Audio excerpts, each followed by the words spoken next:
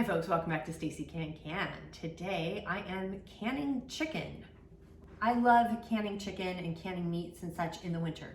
And this is part of my winter canning series that I like to do in January, February, March, because it's great for 18 to 24 months. And if it's properly canned, which I properly can and work very hard at doing so. So while I go over all this, you can follow along down below in the show notes and hit like and subscribe while you're down there because that does help. So the ingredients that you need is chicken. And the reason why I like to do this in the winter, especially January, is because there is a lot of meats that were not sold over the holidays. They're often greatly discounted, and this was. So it's a good idea to check with your local butchers, etc., because you can get some really good deals on your favorite meats that you like to can. And my son absolutely loves the canned chicken, absolutely loves it. And today we are raw packing it. So all you need is some chicken and some salt if you want. You don't have to salt it, I like to.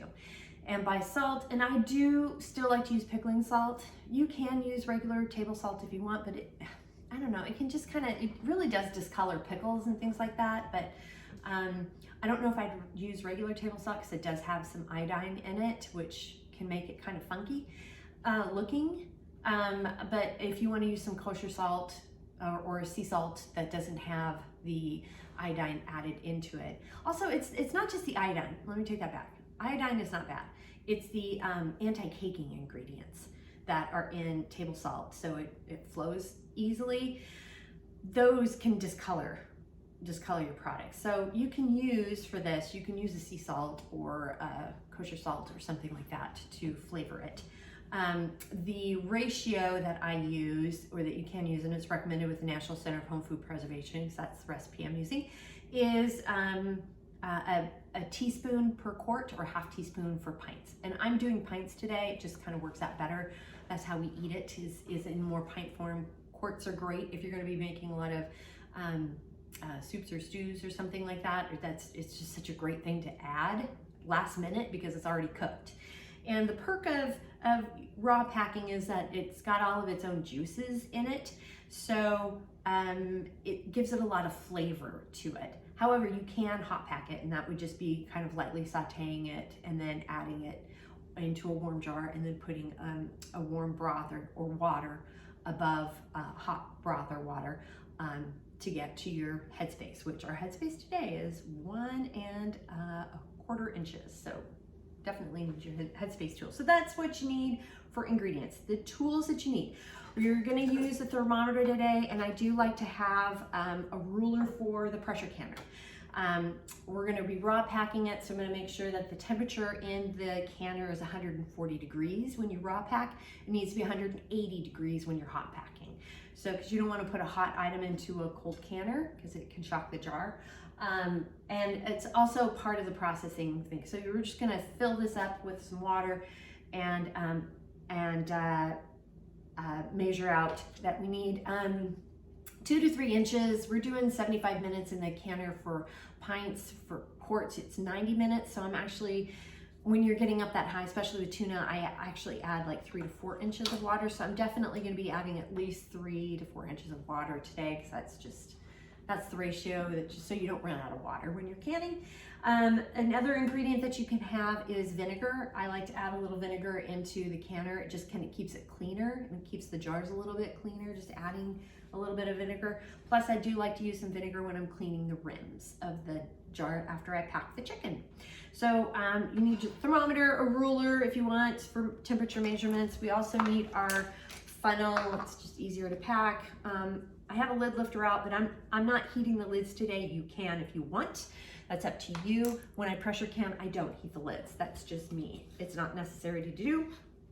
Got my jar lifter, Headspace tool, definitely need that.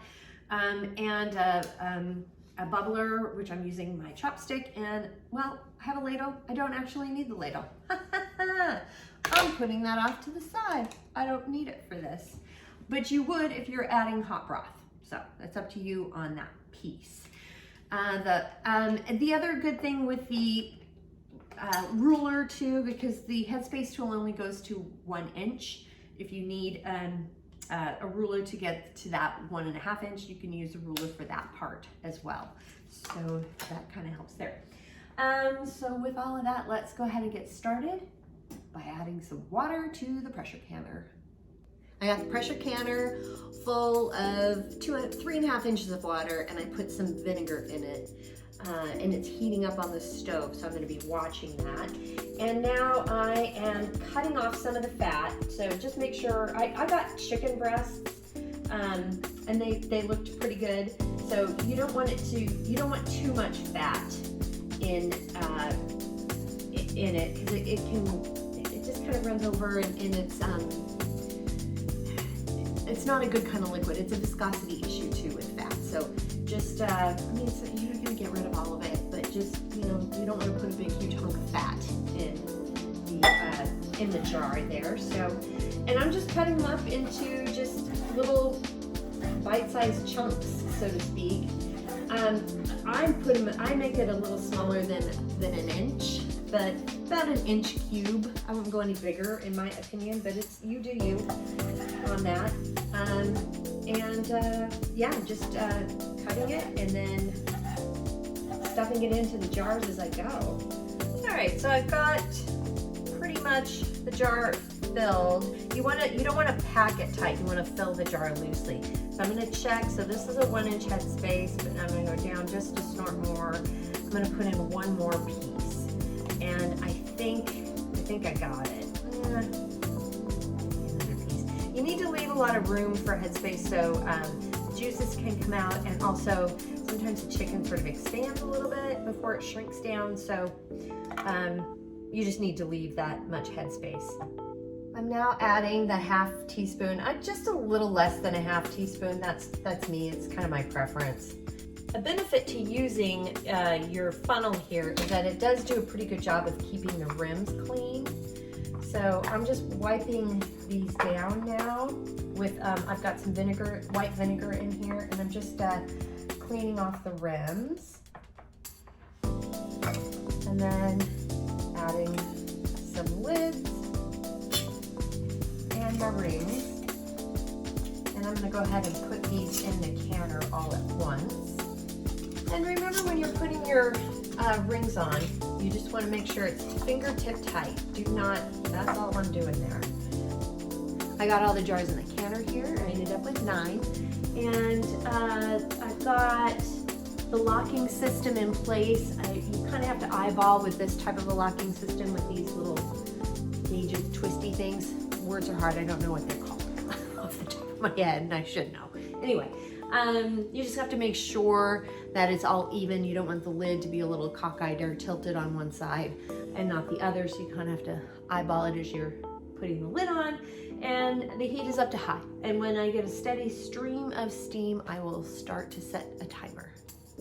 So I got a steady stream of steam going, so I've set the timer for 10 minutes to vent this canner. All right, the timer has gone off. The 10-minute timer, venting timer has gone off, so I'm gonna go ahead and cover the vent. And when this gets up to pressure, I will go ahead and set the timer. So I got the pressure up to where I need it for my altitude. And I set the timer for 75 minutes because I'm using pints. If you're using quarts, you need to set your timer for 90 minutes. And if you're combining quarts and pints, which you can do, you just need to set the timer for the larger jar, which is 90 minutes, and your pints will be fine. But if you want to, do different batches for your pints and quarts, go ahead and do that.